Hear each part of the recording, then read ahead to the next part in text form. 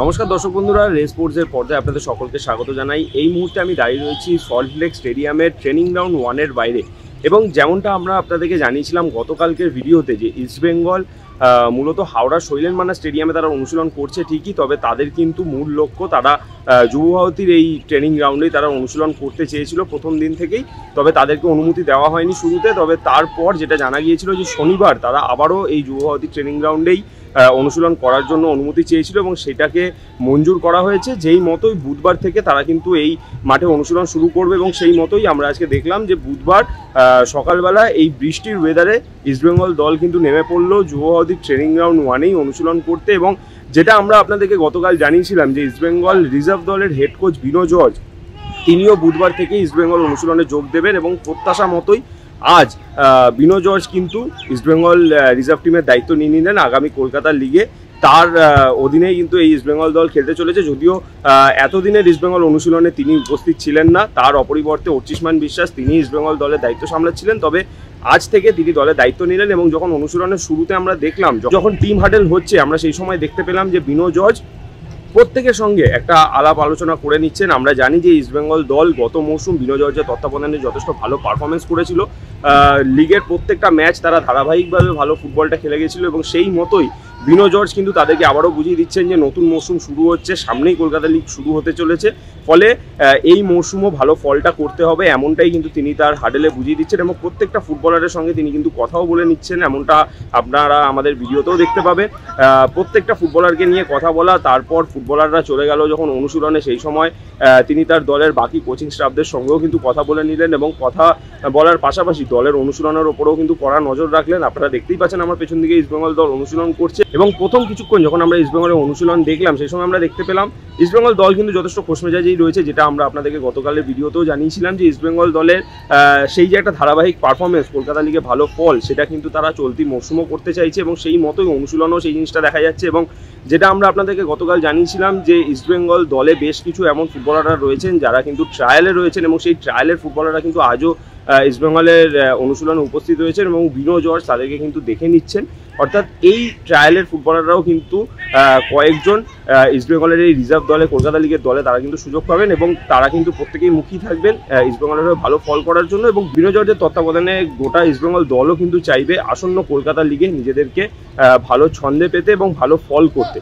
এছাড়াও আজকে আমরা অনুশীলনে যে জিনিসটা দেখতে পেলাম, ইস্টবেঙ্গলের দুজন ফুটবলার তারা কিন্তু সাইড লাইনে রয়েছেন, যেখানে রয়েছেন জেসিন টিকে এবং বিক্রম প্রধানের মতন ফুটবলার। তবে তারা সাইড লাইনে অনুশীলন করছে ঠিকই, তবে এটা প্রত্যাশা করাই যায় যে তারা ধীরে ধীরে সুস্থ হয়ে উঠবেন এবং এই কলকাতা লিগের দলের সঙ্গে মানিয়ে নেবে। চলুন দেখে নেওয়া যাক আজ ইস্টবেঙ্গল অনুশীলনের প্রথম কিছুক্ষণের টুকরো মুহূর্ত।